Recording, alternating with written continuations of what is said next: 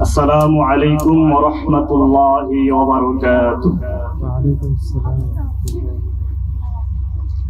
إن الحمد لله نحمده ونستعينه ونستغفره ونؤمن به ونتوكل عليه ونعوذ بالله من شرور أنفسنا ومن سيئات أعمالنا من يهده الله فلا مضل له ومن يضلله فلا هادي له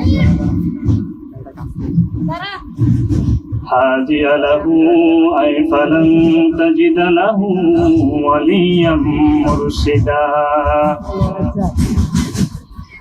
وأشهد أن لا إله إلا الله وحده لا شريك له وأشهد أن محمدا عبده ورسوله صلى الله عليه وعلى آله وسلم أرسله بالحق بشيرا ونذيرا وداعيا إلى الله بإذنه وسراجا منيرا أما بعد فقد قال الله تعالى في كلامه المجيد وفي فرقانه الحميد أعوذ بالله من الشيطان الرجيم بسم الله الرحمن الرحيم إنه من يشرك بالله فقد حرم الله عليه الجنة ومأواه النار وما للظالمين من أنصار صدقت يا ربنا. عن جابر رضي الله عنه قال قال رسول الله صلى الله عليه وسلم سنتان موجبتان قالوا يا رسول الله ما الموجبتان قال من مات يشرك بالله شيئا دخل النار ومن مات لا يشرك بالله شيئا دخل الجنة. وقال النبي صلى الله عليه وسلم في موضع آخر يأتي على الناس زمان الصابر منهم على دينه كالقابض على الجمر أو كما قال عليه الصلاة والسلام. আলহামদুলিল্লাহ, আমরা প্রথমেই সেই মহান রবের শুকরিয়া আদায় করছি যিনি আমাদেরকে এমন একটি দ্বীনি পরিবেশে ইসলাহি মজলিসে উপস্থিত হওয়ার তৌফিক দান করেছেন। আমরা সকলে তার শিখানো ভাষায় কালিমাতুশ শুকর আদায় করছি। আমরা বলছি আলহামদুলিল্লাহ। আজকে আমি আপনাদের সামনে সংক্ষিপ্ত সময়ে ঈমান ভঙ্গের কারণ নিয়ে আলোচনা করব। আল্লাহ যদি আমাকে তৌফিক দান করেন, ওমা তৌফিকি ইল্লা বিল্লাহ।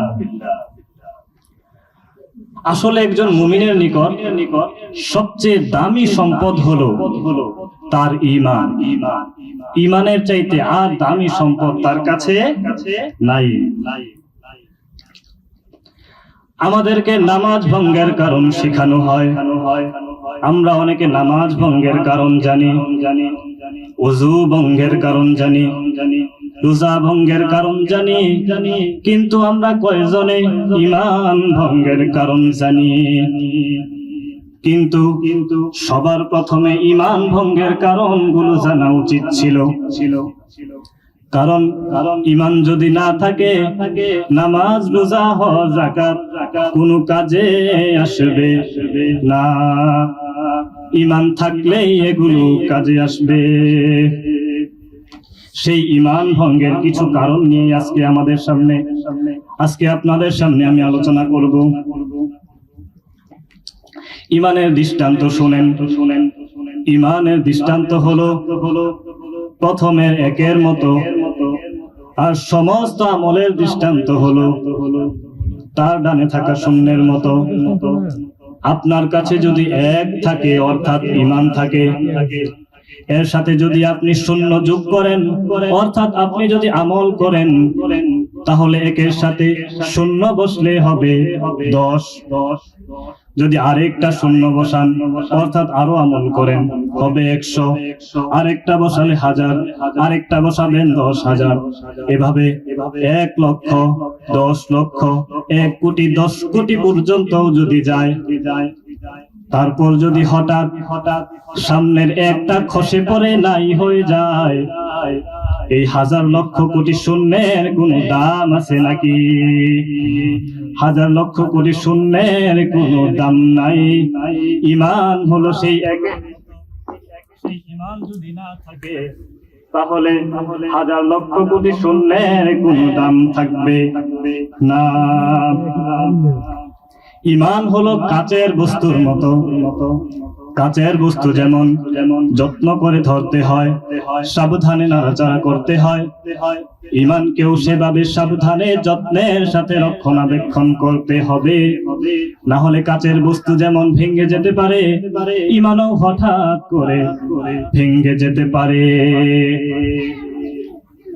ঈমানও হঠাৎ করে ভেঙে যেতে পারে।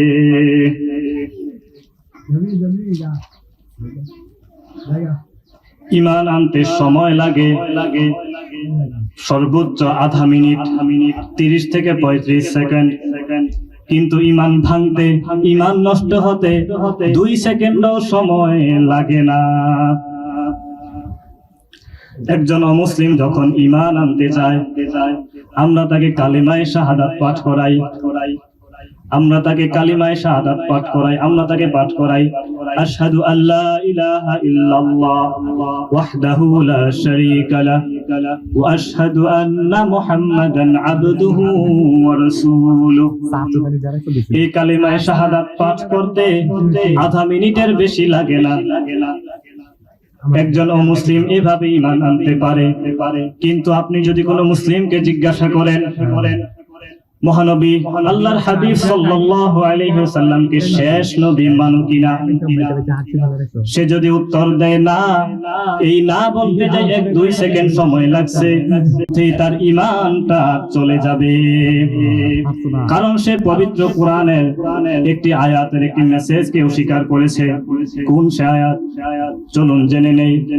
মা কানা মুহাম্মাদুন আবা আহাদিম মির রিজালিকুম ওয়ালাকিন রাসূলুল্লাহি ওয়া খাতামান নাবিয়্যিন।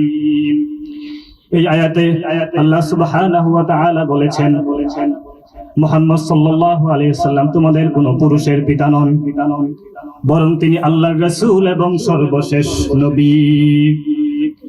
এর মধ্যকার পুরোটা আয়াত না, শুধু খাতামা অর্থাৎ সর্বশেষ অংশটুকুকে অস্বীকার করার কারণে পুরো কাদিয়ানী সম্প্রদায় কাফের হয়ে গেছে। তাই বোঝা গেল ঈমান ভাঙতে 1 সেকেন্ডেরও বেশি সময় লাগে না। 1 সেকেন্ড 2 সেকেন্ডের মধ্যে ঈমান চলে যেতে পারে।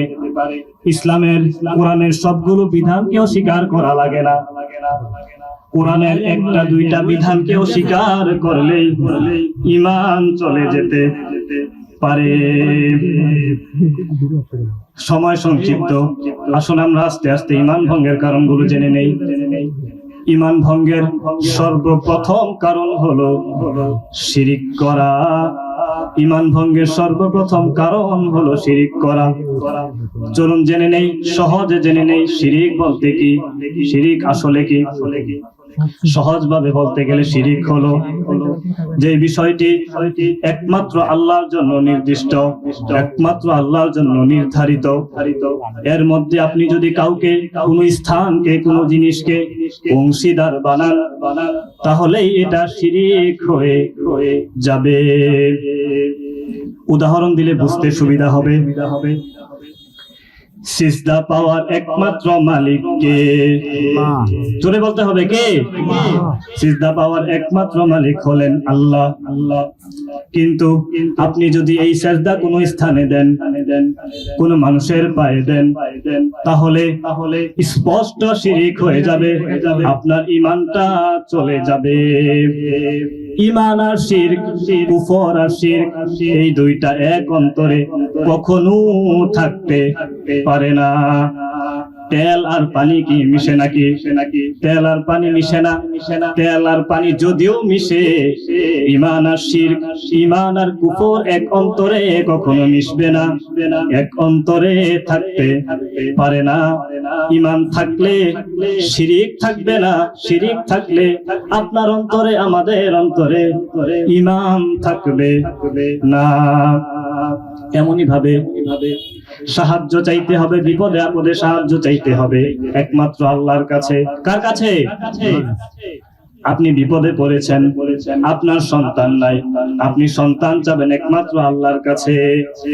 কিন্তু আপনি যদি আল্লাহকে বাদ দিয়ে কোন জায়গায় কোনো মানুষের কাছে গিয়ে সন্তান চান, এটা স্পষ্ট শিরিক হবে। আল্লাহ রাসূল সাল্লাল্লাহু আলাইহি ওয়াসাল্লাম বলেছেন ইযা সাআলতা ফাসআলিল্লাহ ওয়া ইযা ইসতাআনতা ফাসতাইন বিল্লাহ। যদি তোমরা কিছু চাও, তাহলে তা কার কাছে চাইবা? তাহলে তা একমাত্র আল্লাহর কাছে চাইবা। যদি কোনো তোমরা সাহায্য প্রার্থনা করো, বিপদে পড়ে সাহায্য প্রার্থনা করলেও সেটা একমাত্র আল্লাহর কাছে সাহায্য প্রার্থনা করতে হবে। আল্লাহ বাদে কোথাও সাহায্য প্রার্থনা করা যাবে না। কেউ যদি মাজারে যায়, কেউ যদি কোনো পীরের পায়ে গিয়ে সেজদা দেয়, তার ঈমান থাকবে নাকি? কখনো তার ঈমান থাকবে না। এখানে একটা বিষয় লক্ষণীয়, আমি কিন্তু হক্কানি পীর মাশায়েখগণের বিরোধিতা করছি না, আমি কিন্তু মাজারের বিরোধিতা করছি না, কবরের বিরোধিতা করছি না। আপনারা মাজার জিয়ারত করবেন, হক্কানি পীর মাশায়েখদের সোহবত নেবেন। অনেক হক্কানি পীর মাশায়েখ এখনো আছে কিনা? অবশ্যই আছে, আগেও ছিল, এখনো আছে। হক্কানি পীর মাশায়েখ, আল্লাহওয়ালা পীর মাশায়েখ যেমন আছে, তেমনি পীর মাশায়েখের আড়ালে, মুখোশের নিচে ভণ্ড, প্রতারক, ঈমান নষ্টকারী মানুষও আছে। এটা ঠিক কিনা? আপনারা অনেক জায়গায় গেলে দেখবেন, অনেক জায়গায় দেখবেন পীরের পায়ে সেজদা দিয়ে পড়ে আছে, মাজারে সেজদা দিয়ে পড়ে আছে, বলে নাউযু বিল্লাহ। কোন হক্কানি আল্লাহওয়ালা পীর সাহেব কি ওনার পায়ে সেজদা দিতে বলবে নাকি? কখনো বলবে না। উনি কি বলবে নাকি আমি মারা যাওয়ার পর আমার মাজারে সিজদা দিবা?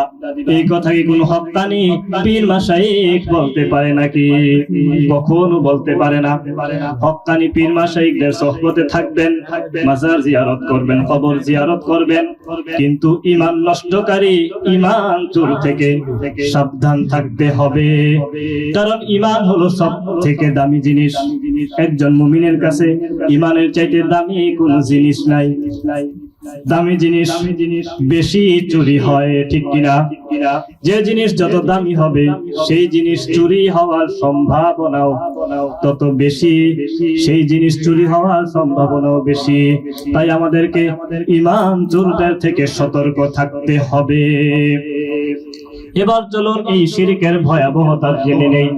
শিরকের ভয়াবহতা সম্পর্কে আল্লাহ রাব্বুল আলামিন পবিত্র কোরআনে বলেছেন, ইন্নাহু মান ইউশরিক বিল্লাহি ফাকাদ হারামাল্লাহু আলাইহিল জান্নাহ ওয়া মাআওয়াহুন নার।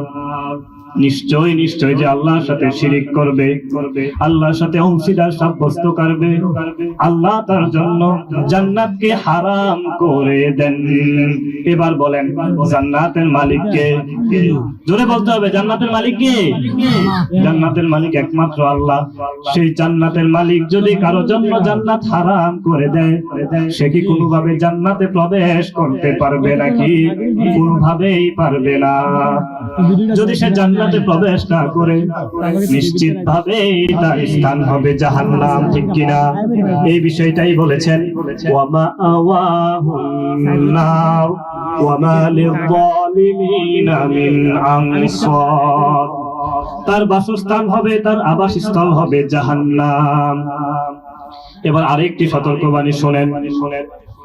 সূরা আনআমে আল্লাহ রাব্বুল আলামিন কয়েকজন বিশিষ্ট নবী রাসূলের উল্লেখ করে বলেছেন ওয়ালাউ আশরাকু লাহাবিতা আনহুম মা কানু ইয়ামালুন। যদি তারা শিরিক করত, কারা? নবী রাসূলরা যদি শিরিক করত, তারা যে আমলগুলো করেছে সবগুলো বরবাদ হয়ে যেত। তেমনি শুধু নবী রাসূলগণকে না, আমাদের নবী আল্লাহর হাবিব সাল্লাল্লাহু আলাইহি ওয়াসাল্লামকে উদ্দেশ্য করে আল্লাহ বলেছেন লা ইন আশরাকতা লা ইয়াহবাতান্না আমালুকা ওয়া লা তাকুনান্না মিনাল খাসিরিন। এখানে যদি কোনো আলেম থাকেন তাহলে বুঝবেন আল্লাহ রাব্বুল আলামিন লাম তাকিদ মুনতাকিদের সিগা ব্যবহার করেছেন। আল্লাহ রাব্বুল আলামিন ইয়াহবাতু শব্দটা ব্যবহার করতে পারতেন, কিন্তু আল্লাহ ইয়াহবাতু শব্দটা ব্যবহার না করে লা ইয়াহবাতান্না বলেছেন। অর্থাৎ নিশ্চয় নিশ্চয় নিশ্চয়, এতে কোনো সন্দেহ নাই হে আল্লাহর হাবিব সাল্লাল্লাহু আলাইহি ওয়াসাল্লাম, আপনিও যদি শিরিক করতেন আপনার আমলগুলো বরবাদ হয়ে যেত, আপনি ক্ষতিগ্রস্তদের অন্তর্ভুক্ত হয়ে যেতেন। বলেন নাউযুবিল্লাহ। এখানে একটা বিষয় বোঝার আছে, সবাই খেয়াল করেন। এখানে একটা বিষয় বোঝার আছে, নবী রাসূলগণ বিশেষ করে আল্লাহর হাবিব সাল্লাল্লাহু আলাইহি ওয়াসাল্লাম শিরিক করতে পারেন না, ঠিক কি না? উনি শিরিক থেকে মুক্ত, পবিত্র। কিন্তু এখানে ওনাকে উদ্দেশ্য করে মূলত আমাদেরকে অর্থাৎ নবী সাল্লাল্লাহু আলাইহি ওয়াসাল্লামের উম্মতদেরকে উদ্দেশ্য করা হয়েছে। আসলে উদ্দেশ্য আল্লাহর হাবিব সাল্লাল্লাহু আলাইহি ওয়াসাল্লামকে করা হয়নি, আমাদেরকে অর্থাৎ আমাদের উম্মতদেরকে উদ্দেশ্য করা হয়েছে। আমাদের উম্মতদেরকে উদ্দেশ্য করা হয়েছে, বোঝানো হয়েছে, তীব্রতা বুঝিয়েছেন আল্লাহ। যদি নবী রাসূলদের এই অবস্থা হয় শিরিক করলে, এ না খানদান বান্দারা তোমরা ভাবো তোমাদের কি অবস্থা হবে। সময় সংক্ষিপ্ত, আজান দিয়ে দিছি। আসলে আমি আপনাদের গ্রামের সন্তান, আমি এখানে বসেছি একমাত্র দোয়া নেওয়ার জন্য। আপনারা আমার জন্য দোয়া করবেন।